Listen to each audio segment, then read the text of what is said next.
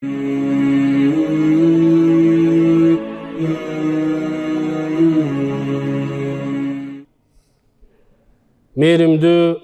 ырайымдуу Allah Taala'nın ismi menen Allah Taala'ga maktolor jana sүйүктүү пайгамбарыбыз Muhammed Mustafa sallallahu aleyhi ve sellem'ga salam salavatlar bolsun.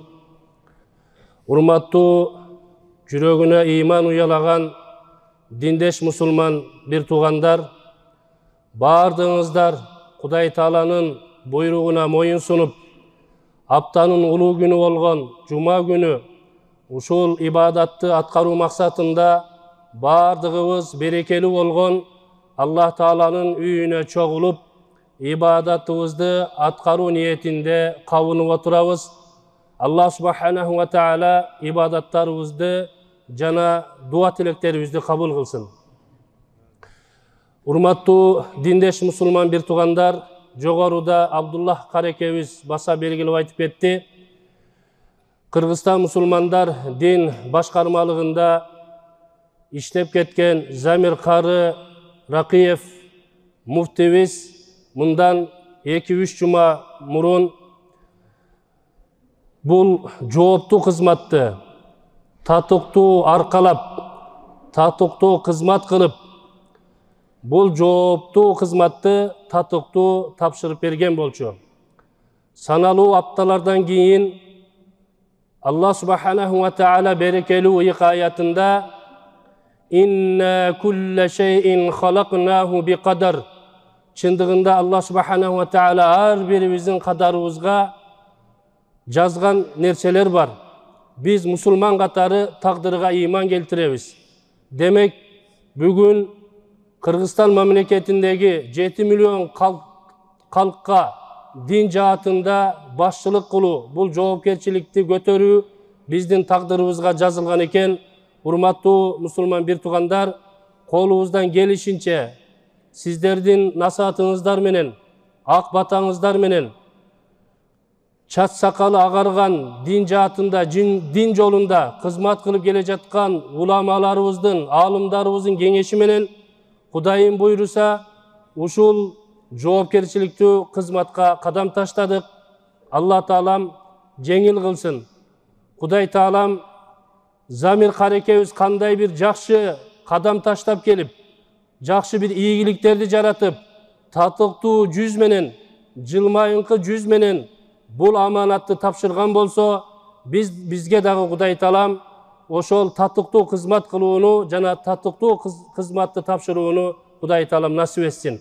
Учурдан пайдаланып, Кыргызстан мусулмандар дин башкармасынын жамаатын атынан, коомубуздагы мусулман бир туугандардын атынан Замир Кары Ракиев дамлабызга Алла Таалам ыраазы болсун. Аткарган жакшы амалдарын Кудай Таалам кабыл кылсын. Дагы келечекте аткара турган жакшы ниеттерин, жакшы амалдарын Кудай Таалам кабыл кылсын. Ассаламу алейкум ва рахматуллахи ва баракатух. Урматтуу мусулман бир туугандар, бүгүнкү тема ислам дининде тазалыктын орду деген теманын алкагында баштагым келип отурат. Себеп дегенде биздин дин чөйрөсүндө акыркы мезгилдерде олуттуу өнүгүүлөргө кадам ташталып отурат. Бул мисал өрнөк мына жогоруда мурунку муфтибиздин кадамдары деп айтсак болот. Кудай буйруса биз дагы динибиз ахкаму шариия кандай бизге өкүм берсе, ошол өкүмдүн негизинде тазалыктын жолунда кадам таштайбыз деген чоң үмүт менен бүгүнкү теманы дагы ушул тазалыктын негизинде болсо деп ушул темага токтолдук. Адамдын фытраты, адамдын жаратылышы ушул тазалыкка үндөп отурат бир туугандар. Тактап айтсак, бардыгыбыз инсаният, адам заты ушул дүйнөгө келгенде бардыгыбыз ымыркай болуп келгенбиз. Туурабы? Ымыркай абалында ушул ааламга, жарык дүйнөгө келгенбиз. Энебиздин, апабыздын курсагында 9 ай жашадык. Кээ бирөөлөрү 7 ай жашады. Эми ал тагдырдан. Бардыгыбыз ымыркай болуп ушул ааламга бисмилла деп жыпар жыттуу бул ааламдын жытын жыттагандан тарта фытыратка, жаратылышка көңүл бура турган болсок, эң оолу, эң биринчи ошол жаш наристеге аткарыла турган амалдардын баштабында кайсы нерсе турат? Тазалык турат экен бир туугандар. Ошол жаш наристенин киндигин кесип, үстүндөгү канды тазалап, жууп, татнакай ак кездемеге ороп, мээрим чачкан эненин кучагына алып барып тапшырат экен да. Биринчи аткарыла турган иш ушул экен. Доктор апаларыбыз тарабынан татнакай, кулактарын, мурдун, оозун, дене мүчөсүн бардыгын тазалап, киндигин кесип туруп, ак кездемеге ороп, апабыздын колуна алып барып тапшырат экен. Эми берекелүү уйук аятта Алла субханаху ва тааля астагфиру билла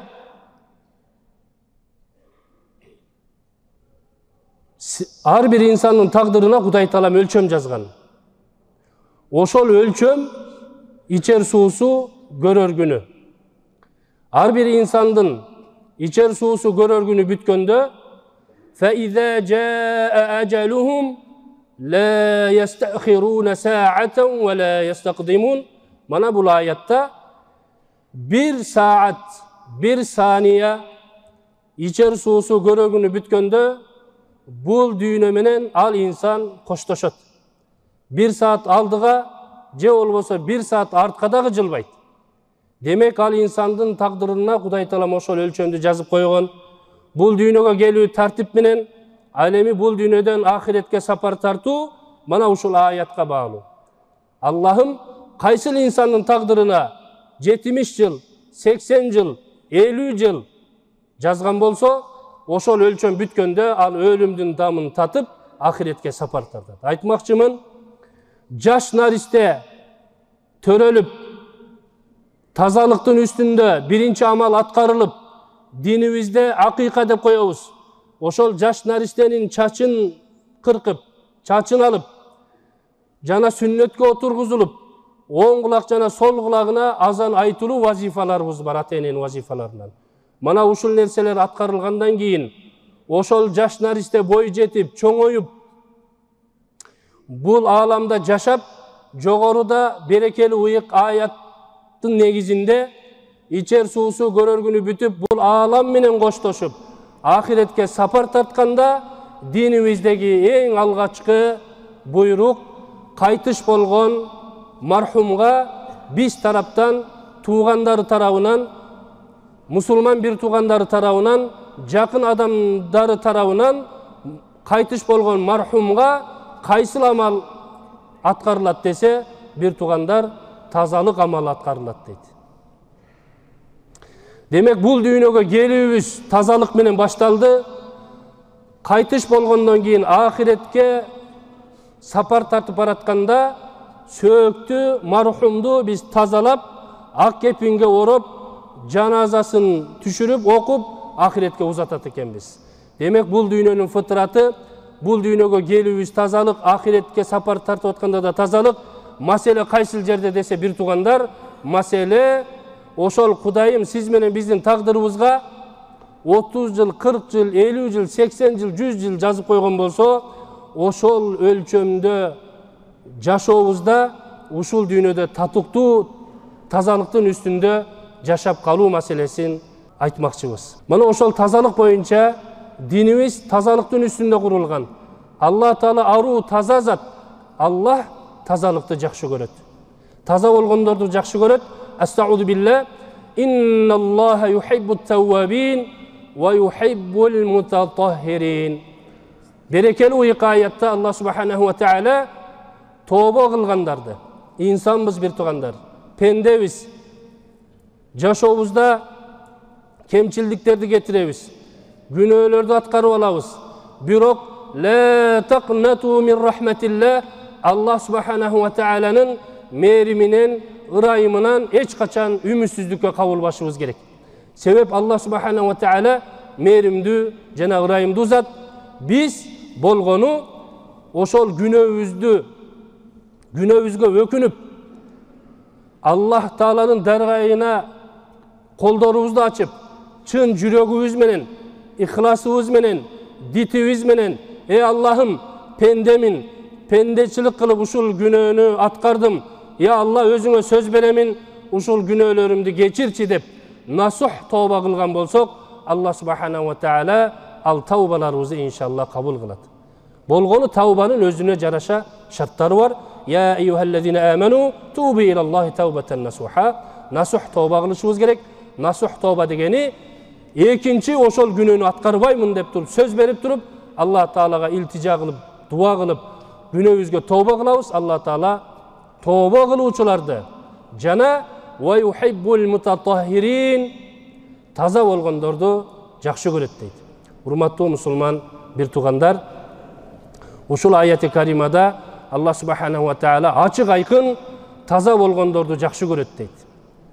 Sүйүктүү пайгамбарыбыз Muhammed Mustafa sallallahu aleyhi ve sellem berekeli wasiyatında an-nadhafatu minel iman, bul tazalık imandan deyt. Demek урматтуу musulman bir tugandar, bul tazalık dinibizde ötö maanilүү. Ötö maanilүү.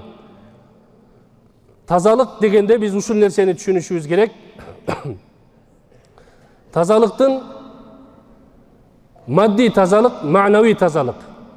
Sırtkı gelbetimizdin, giyim geçebizdin, жүрүм турумубуздун, жашообуздун тазалыгы эске алынат. Андан кийин маанавия, ички дүйнөбүздүн тазалыгы дагы эске алынат бир туугандар. Din kiteplerinde Muhtasarul Ukaya kitabını alsanız, İlmi Hal kitaplarını açsanız, birinçile betinde, birinçile bölüm Kitab-ı Tahara, tazalık bölümü dep kelet. Emnege? Sebebi tazalıktın mani mаңызы dinimizde kurulgandıktan. Dinimiz tazalıktın üstüne kurulgan. İbadatka girişүүнүн алдында Kuday menen jolугуп, Kudayдын buyruktарын atkarуу kadamын taştap, berekeli meçitke gelgende, ibadattарыбызды atkarууга niyet kılıp kadam taştaganda, birinci obolu şariatыбызda tazalıkты buyuruyt. Tatnakay daarat alabız. Daaratыбызды mükemmel, ötö jogorku dengelde atkarışыбыз gerek. Daarat mana egemендүүлүгүбүзгө 32 жыл, 33 жыл болуп аткан болсо, Allah razı olsun биздин ата бабаларыбыздан, кыйын кезеңдерде дагы siz менен биздин тазалыктын üstünde бекем болуубуз үчүн ата бабаларыбыз кайсыл жерде болбосун, тааратта 4 парыз бар, daarat ушундай алынат деп көрүстөнгө барып маркумду жайгаштырып атканда дагы ошол жерде адат катарында дамылаларыбыз ошол жерде бизге daarat алуунун жолдорун үйрөтүп келет. Мына эгемендүүлүгүбүзгө 32 жыл болгон болсо, кайсыл жерде болбоңуздар, биздин дамылаларыбыз ушул тазалыктын үстүндө daarat алуунун тартиптерин үйрөтүп келет. Daarat алып жатканда Hazreti Uthman radıyallahu anhudan bir misal alsak bolot. Uthman radıyallahu anhu daarat alıp жаткан mezgilde öңdörü özgörüp, dene müçölörün titrek basıp kalçıken. Titrep, öңdörü özgörüp kalçıken. Suraşkanda, men hazır daarat alıp jatamın. Uşul daaratım menen, men namazga ötömün. Namazda men jaratkan menen betme-bet anın buyruğun atkarуу maksatında jaratkanın aldında turamın. Oşon üçün bul daarat oşol nersege dayardık деп aytkan. Men oşon üçün oşol nerseni ötö jogorku dengelde dayardanış üçün ar bir azalardı, dene müçönü, farz amaldарын, sünnet amaldарын atkarып atkanda bardığına tereң көңүл бурам деген. Demek kollarımızды жууп аткан mezgilde, ооздорубузду, мурундарыбызды тазалап жаткан mezgilde, жүздөрүбүздү, колдорубузду, буттарыбызды тазалап жаткан mezgilde бардыгына терең көңүл бурушубуз керек. Себеп дегенде сүйүктүү пайгамбар саллаллаху алейхи ва саллям мифтахус сала ат-тухур деген. Бул daarat, бул намаздын ачкычы. Алеми ас-сала мифтахул жанна, бул намаз болсо бейиштин ачкычы деп айткан. Бул сырдуу ачкыч, бул сырдуу код ошол тазалыктан башталат, урматтуу мусулман бир туугандар.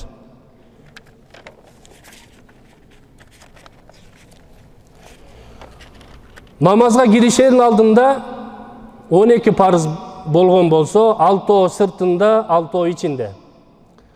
Сырткы 6-сында ошол биздин дене мүчөбүздүн тазалыгы, кийим кеченин тазалыгы, ошол намаз окуй турган жердин тазалыгы буйрулган болсо бир туугандар, ал эми намаздын ичинде болсо өзүнүн рукундары бар.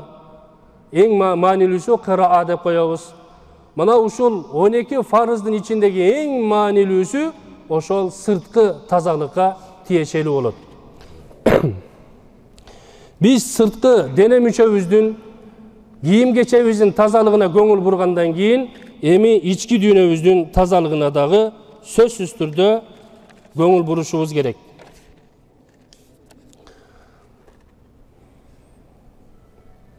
Эки жаш баш кошсо үй бүлө куралат. Үй бүлөдөн коом куралат, коомдон мамлекет куралат бир туугандар.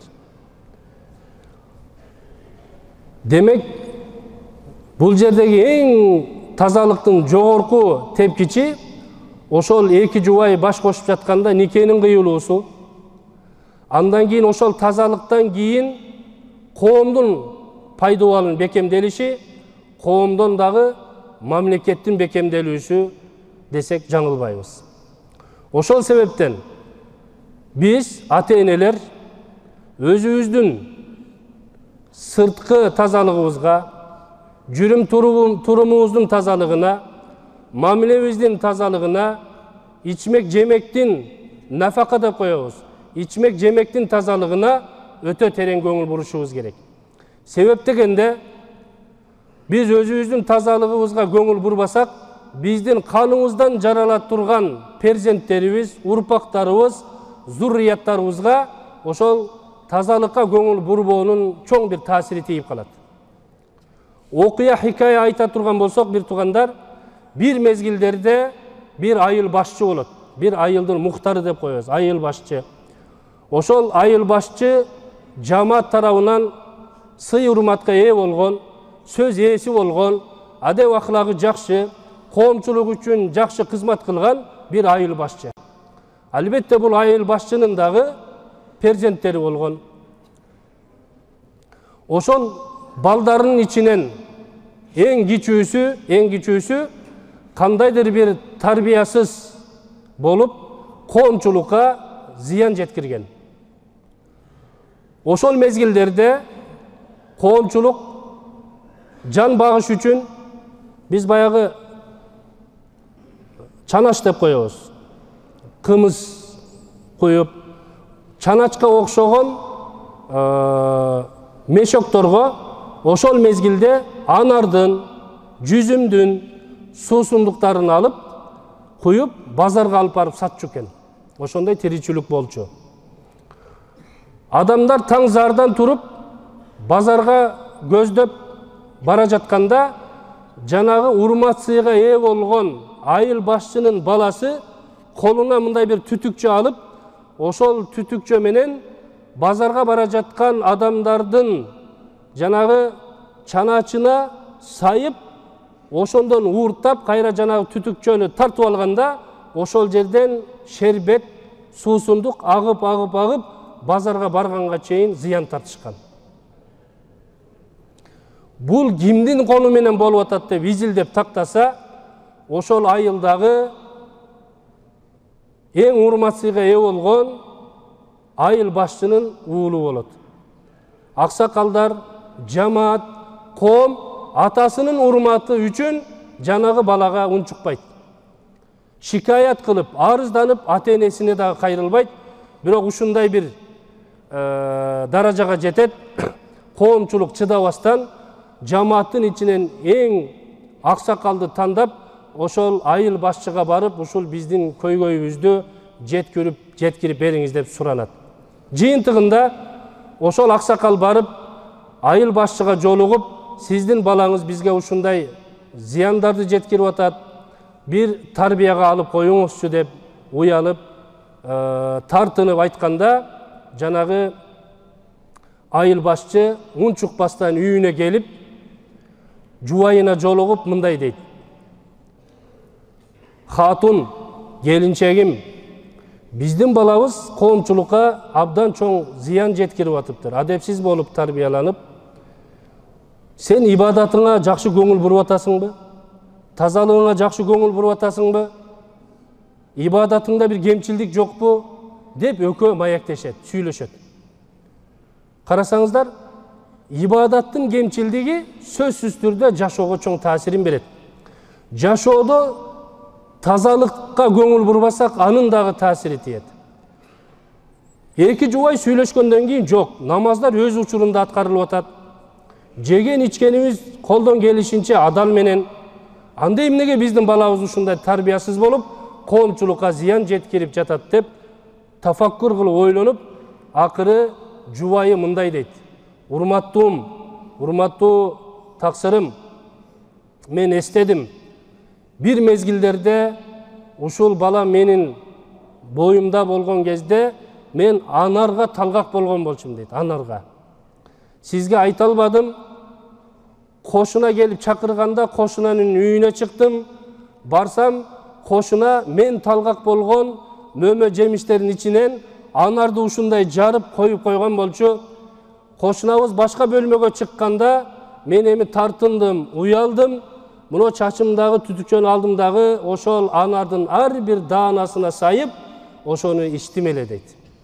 Ушул кемчилдигимди мен эстедим. Ушул кемчилдигибиз балабызга чоң таасир бериптир деген кезде, баягы айыл башчы дароо кошунага чыгыңыз, адалдык сураңыз, кул хаккы деп айтканда, кошуна жубайы кошунага чыгып адалдык сураганда, кошунабыз биз адал кылдык, кечирдик, бул эмнеси бар деп кошуна анча көңүл бурбайт. Бирок көңүл буруучу жер, урматтуу туугандар, жанагы балага туура эмес локманын кетип калыштыгы. Арадан убакыт өтөт. Ата-эне баланы чакырып, шапалак менен чапкан жок, урушкан жок. Убакыт өткөн сайын жанагы баланын туура эмес тарбиясы өзгөрүп, адеп акылактуу болуп, жанагы жоругу жоюлуп кетти. Бул окуядан эмнени айтмакчыбыз, бир туугандар?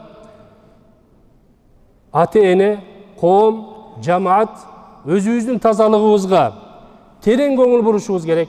Ичмек жемегибизге терең көңүл бурушубуз керек. Мамилебизге терең көңүл бурушубуз керек. Ошол тазалыктын үстүндө биздин балдарыбыз тарбияланат, коом тарбияланат. Андыктан үй бүлөнүн тарбиясына, үй бүлөнүн тазалыгына көңүл бургандан кийин, ошол үй бүлөнүн ички, сырткы, коросунун тазалыгы, айыл эгерде ушундай фытрат менен, ушундай тазалык менен өзүбүздү жетиштирсек, айылдын тазалыгы бекемделет, көчөнүн тазалыгы бекемделет, айыл өкмөттүн тазалыгы бекемделет, шаардын тазалыгы бекемделет, областтын тазалыгы бекемделет, анан республиканын, мекендин тазалыгы алдыбызга чыгат. Демек, ошол тазалык биздин колубуз менен, бир туугандар. Сүйүктүү пайгамбарыбыз саллаллаху алейхи ва саллям ан-назафату минал иман, бул тазалык имандан деп айткан.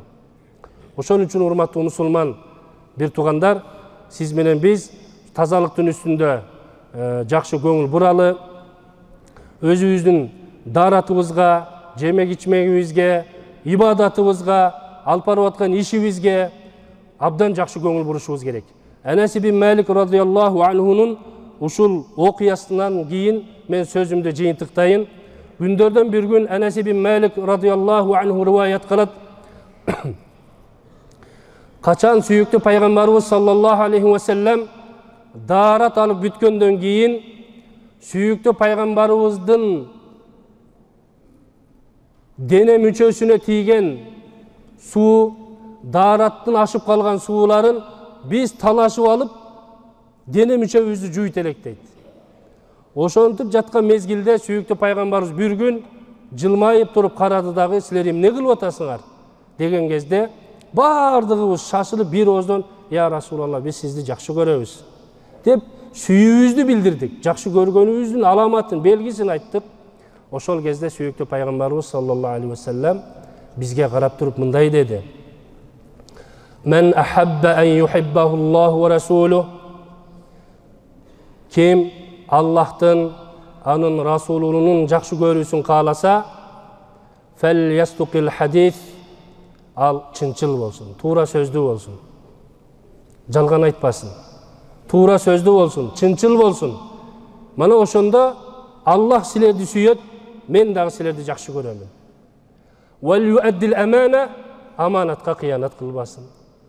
Бүгүн сиздин үй бүлөңүз, бала чака, жубайыңыз, небереңиз, ошол эле мезгилде иштеп жаткан жумуш ордуңуз кандай нерсени мисал келтирбейли, бүгүн ким кайсыл жерде башчы болуп, үй бүлөнүн башчысы эркек киши сымал өзүбүздү кайсыл жерде ордубуз болгон болсо, кол астыңыздагы бардык нерсе сизге аманат болуп эсептелинет. Ошол аманатка кыянат кылбастан чыксаңыз, кандай гана кыйынчылыктарга дуушар болбоңуз, чыксаңыз, таза болсоңуз, тазалыктын үстүндө бекем болсоңуз, сүйүктүү пайгамбарыбыз саллаллаху алейхи ва саллям Аллах жана анын расулу жакшы көрөт деп айтты. Вала юзи жараху, кошунаңар менен жакшы мамиледе болгула. Мана ошондо Аллах жана анын расулу силерди жакшы көрөт деп айтты.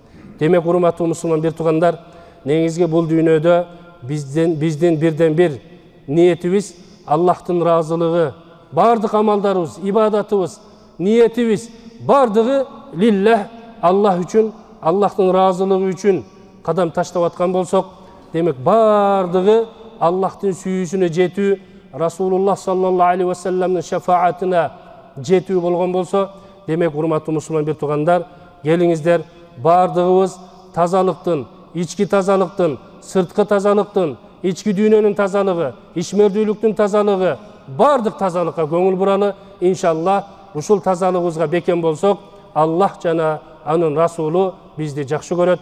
Аллах субхана ва таала мекенибизди ар кандай кырсыктардан, балелерден, апаттан, жаратылыш кырсыктардан Кудайым өзү сактасын. Кудай таалам бардыгыбыздын жүздөрүбүздү жарык кылсын, ыймандарыбызды бекем кылсын. Кудай таалам тилеген тилек, ойлогон максаттарыбызга жеткирсин. Сапарга чыгып аткандар болгон болсо, Кудай таалам жолдорун ачык, байсалдуу кылсын. Ал эми оору сурко Кудайдан, анын шифасы да Кудайдан.